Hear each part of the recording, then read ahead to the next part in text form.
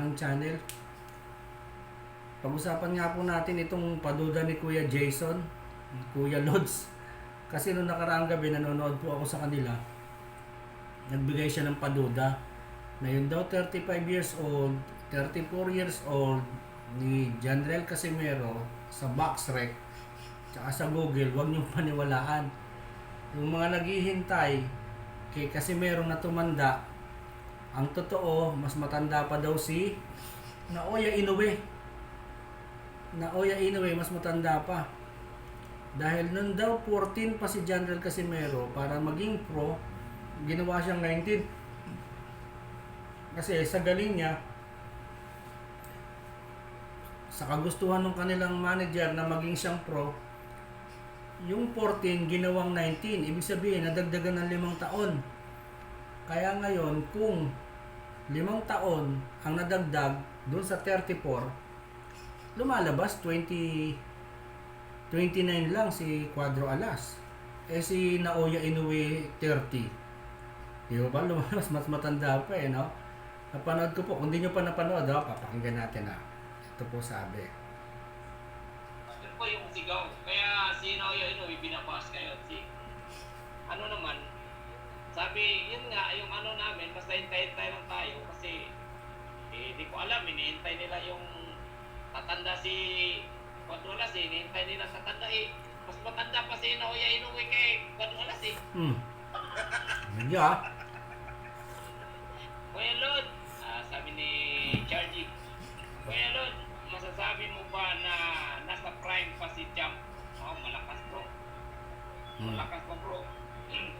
Ay ano ko nga ito mamaya, ano ko sa yelo. Malakas talaga bro.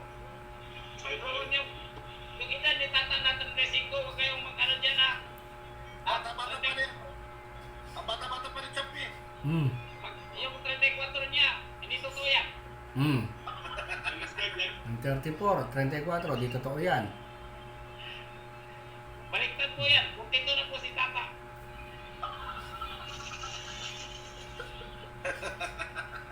Hindi nyo ba alam na Hindi nyo ba alam guys na si Tata noon ang galing na niya kahit bata pa dahil sa ganun pinapakita niya at natuwa yung manager namin ginawa siyang 19 para maging Yan. Yan.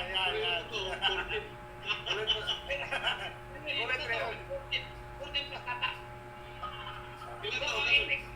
So ang ibig sabihin pala yan, si Tata 29 pa. Yan. Si Naoya Inoue 30. So ano yung sinasabi nila na hinihintay si Tatang tumanda? Anong dahilan bakit ginawa bawal sa bawal dati sa bata pa. Bawal yung minunidan na mag-pro. Yon.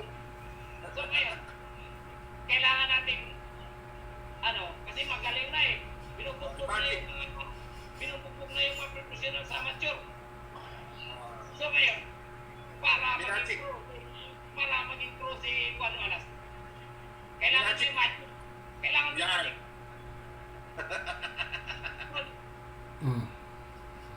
Ayan ha. Narinig nyo ha.